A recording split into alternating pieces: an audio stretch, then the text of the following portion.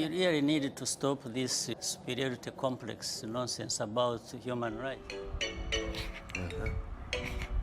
Hello guys, you are welcome to this channel.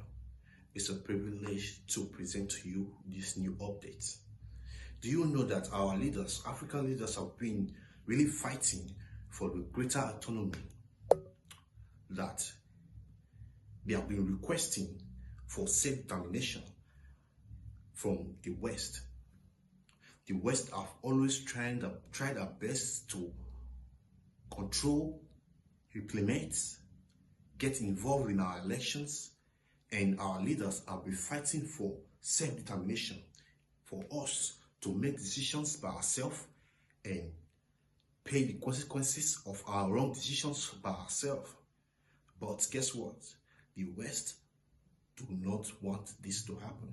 You really need to stop this superiority complex nonsense about human rights. You think you are the only ones who respect human rights, or others it's about violating human rights. No, we've fought for human rights and freedoms of our people much better and more than anyone, including you people who keep talking about this nonsense.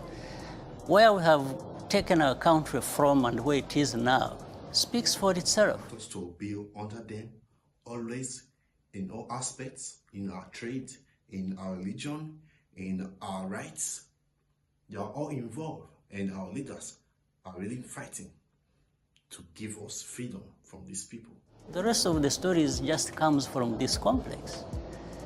You know, these two worlds where there are people who know everything about human rights and all kinds of things, and another world where people are just people who don't know. But these are our human rights. It's not, we respect the things we respect in our countries.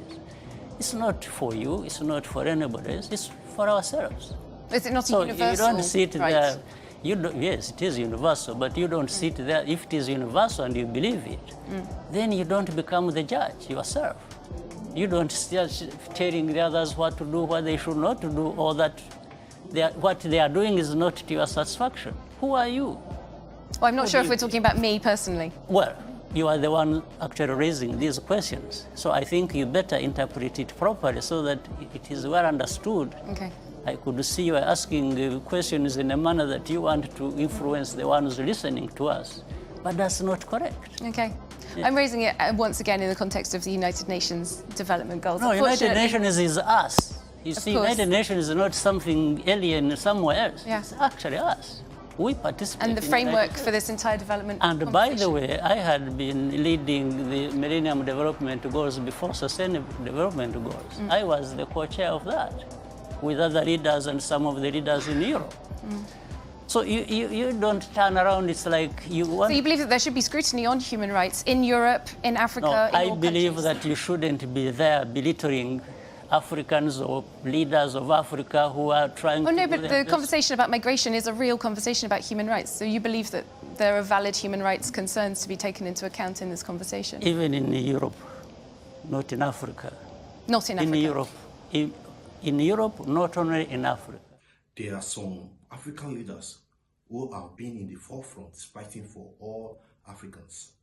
Someone like Paul Kagame, the Rwanda president, who has done his best to modernize his country, has done his best to reduce foreign aids.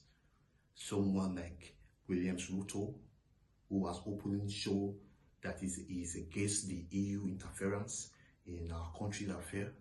Someone like the former president of Kenya, Uhuru Kenyatta, who was against the imperialism and the agenda of the West to pass the LGBTQ agenda to our citizens. Someone like the Uganda president, who shown that Africa, we are people of our words.